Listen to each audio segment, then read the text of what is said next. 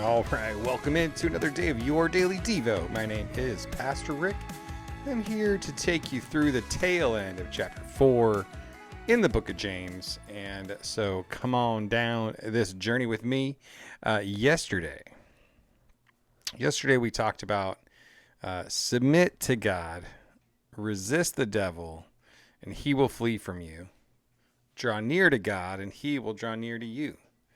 Just one, great instructions. Two, great promise. I mean, can you believe the fact that the God of the universe says, hey, you, if you make a step closer to me, I am going to come closer to you because I want to be with you. I want to know you. I want to have a relationship with you. So much so, I'm willing to send my son to die on the cross for you. Like, are you kidding me right now? And we are not taking advantage of this. Like, we're not jumping on this relationship with God train. I mean, we need to get with the program here, people. And it's actually kind of leads into what kind of I think the overarching theme is for today. And we're going to go through verses 13 through 17. So about 5 verses. So here we go. Come now, you who say today or tomorrow we will travel to such and such a city and spend a year there and do business and make a profit. Yet you do not know what tomorrow will bring, what your life will be. For you are like vapor that appears for a little while then vanishes. Instead, you should just say, if the Lord wills, we will live and we will do this or that. But as it is, you boast in your arrogance. All such boasting is evil. So it is sin to know the good and yet not do it. So come on now. He said, come on now, you who say today or tomorrow we will travel to such and such a city, spend a year there and do business, make a profit. He's like, how do you know? How do you know that that's actually going to happen? Because life's not guaranteed tomorrow. Shoot, 5 minutes from now isn't guaranteed to you or me. We don't know. Crazy things can happen. I mean, we have the craziest bodies, right? Like just any given moment, something could go wrong. Now, it doesn't mean that we should live in fear. It doesn't mean that we should be like freaking out all the time, worried, all that kind of stuff. But there's this certain sense of not taking things for granted, not assuming things, but making sure that we give every moment the appropriate thought, the appropriate attention, the appropriate care, because we're not guaranteed tomorrow. So let's maximize the moments that we have, especially for the kingdom of God, for the sake of the lost, that we would be capitalizing on every moment that we have to love people, to show people the light of Jesus, to speak the truth in love, all these things, that we wouldn't miss golden opportunities because we're too busy assuming things. We're too busy getting caught up in the day-to-day life. That's the other thing, is all of the talking that he mentions. We will travel to such and such a city, and we're going to spend a year there, and we're going to do business there, and we're going to make a profit.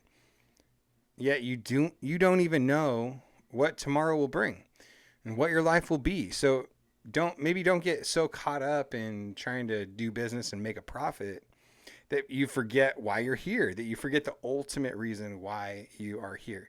So I feel like these 5 verses are such a key, like, like slap us around a little bit and wake us up. Wake us up from the trap of our culture that can just lull us to sleep, and just, we get lackadaisical, we get complacent, we get taking things for granted. I mean, that's just the best way to say it. We just take things for granted.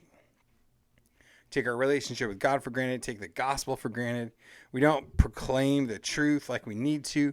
We don't do it with as much urgency or boldness or courage.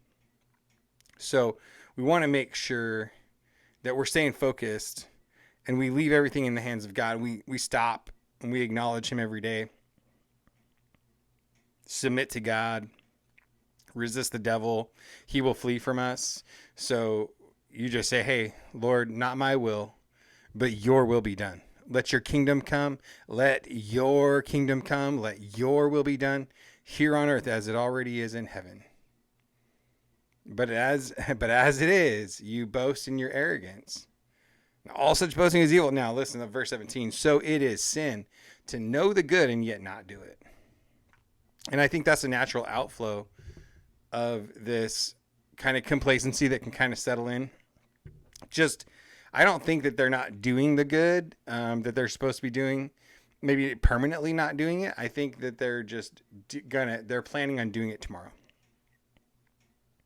So I think it's good to ask yourself today, like, what good things, what God things are you putting off because you think you're going to go ahead and do it tomorrow? You're going to have to take care of that tomorrow.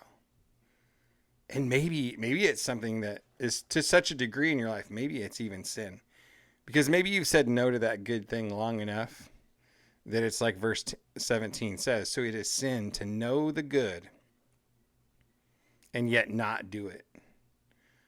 Shoot, let us not be that kind of people. Let us be people that don't take life for granted, that are thankful for every moment, and that as soon as we recognize the good we're supposed to be doing, let's do it. Let's get off our tails and let's go do it. Let's not waste time.